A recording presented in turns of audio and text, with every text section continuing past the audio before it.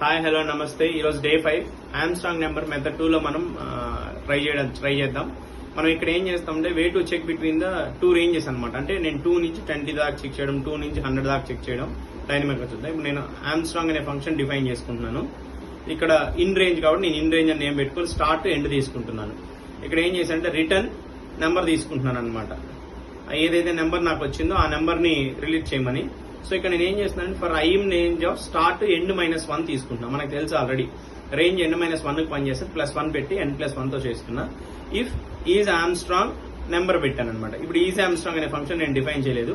నా ప్రీవియస్ వీడియోలో is Armstrong అనే ఫంక్షన్ నేను యూజ్ చేశాను. సో ఇప్పుడు అది కూడా దాని ఎక్స్ప్లెనేషన్ అంతా అక్కడ ఇచ్చాను. సో ఇప్పుడు ఈజ్ ఆమ్స్ట్రాంగ్ ఫంక్షన్ లో ఆర్డర్ అనేది ఏంటంటే ఇంటూ ఎన్ని డిజిట్స్ చేయాలో దాన్ని చేయడానికి యూజ్ చేస్తున్నాం. లెంత్ ఆఫ్ స్ట్రింగ్ నెంబర్ తీసుకున్నాను. నెక్స్ట్ సమ్ ఆఫ్ డిజిట్స్, ఆ ఇంటులో డిజిట్స్ ని ఇంటూ చేసి ఆర్డర్ తో చేయడం వల్ల మనకి for example 1 cube, 5 cube, 3 cube, so into అన్ని టైమ్స్ చేయడానికి యూజ్ చేస్తాం అనమాట. సో సేమ్ లాజిక్ నేను లిస్ట్ లో పెట్టి రిటర్న్ చేయడానికి ట్రై చేస్తున్నాను. ఇప్పుడు స్టార్ట్ రేంజ్ ఎండ్ రేంజ్ తీసుకోవడానికి నేను డైనమిక్ ఇన్పుట్ తీసుకుంటున్నాను.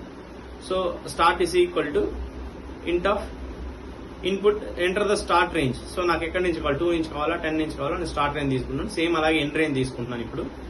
సో ఎండ్ కూడా ఇలా తీసుకొని ఎండ్ రేంజ్ మెన్షన్ చేస్తున్నాను. ఇప్పుడు చూడండి నేను 2 నుంచి 20 దాకా చేస్తున్నాను. సో ఇప్పుడు చూసారా 2, 3, 5, 7, 11 వచ్చింది.